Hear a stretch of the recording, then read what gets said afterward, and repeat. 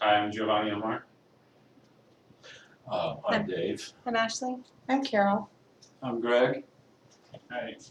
I want you guys to think of the last time you either were depressed or had an anxiety attack, and think of what you actually did to get back to earth, basically.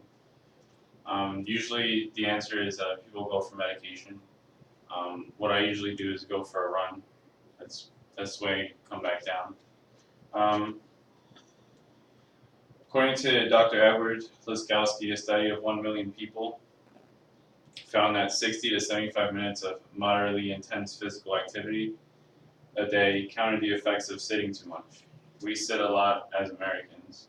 I'm going to use an example of me at work. So I get up every morning. It takes me about 20 minutes to get out the door. I get in my car and sit down, drive to work, get to work and sit for 8 hours. Leave work, exhausted, get in my car, sit down, drive home.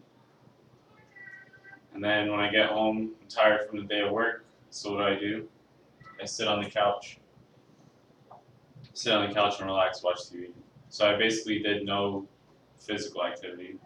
It's not the same for every job. Obviously, at construction, you move a lot, and you deserve to rest at the end of the day. But for people with jobs like mine, it's good to get out and do something. According to Aaron Condola, a study of 10,381 participants associated a sedentary lifestyle and lack of physical activity with a higher risk of developing a mental health disorder.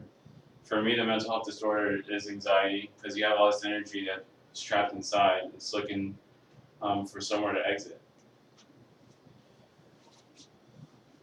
According to Luke Anderson, there are 5 steps to get started with exercising. I chose running because that's what I do, but you can do any kind of exercising. You can go to the gym and lift weights. You can do yard work. As long as you're getting your body moving, that's the key. So Luke Anderson says there are 5 steps to get started.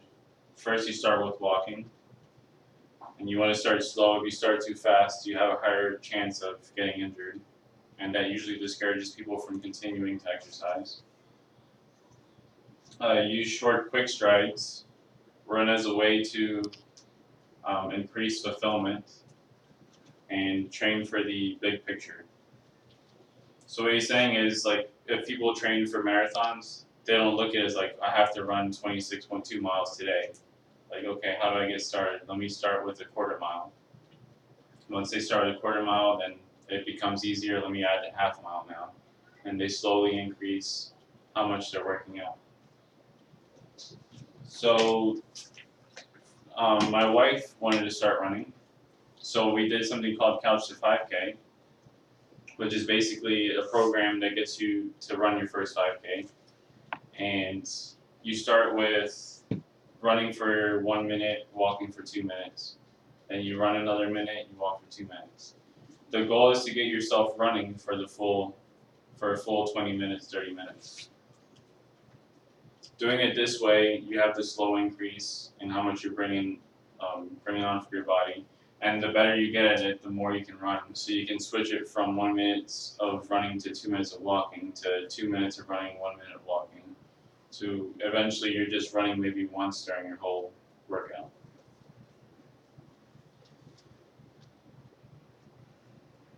Justin Ross is a psychological doctor. He says there's a way of building mental toughness. For me, running is more mental than physical. It's actually like running is mental for the most part. Because while you're running, you're telling yourself, I don't want to do this. This stinks. I want to go home, sit on my couch. So the way to build mental toughness, according to Justin Ross, is you have to find your why. Why are you running? Why are you out there? Find a way, not an excuse. So usually people will get home and they're tired. They're like, I don't want to do this right now. I can do it tomorrow. Training in unpleasant conditions is a big one for building mental toughness. One example I'll use, a couple of days ago I went running in the rain. I looked around and I saw no one else running. So for me, that gives me a mental edge over someone else that's sitting at home like, oh, I'm not going to run today, the weather's not perfect. we don't get to pick our weather conditions if we go out to race or whatever. Practice daily. The more recurrent you are, the easier it is to run. And that was it for that. And then now I'm going to talk about why I love running real quick. Just for me, it's a way of just relieving stress. I realized that I'm more tense when I don't run, especially like days that I'm supposed to be resting. I still want to run, but I hate running itself. I like the way I feel afterwards. It relieves a lot of stress. Just a quick visualization. Imagine yourself going from doing nothing to getting to the starting line of a 5K and seeing people around you that are crazy like you because they're up at 6:30 in the morning on a Saturday running for no reason. Completing this race. Everyone's got different goals and challenges. Some people are running to be the fastest ones out there. Some people are running because it's their first time and they want to complete something that they set a goal for themselves.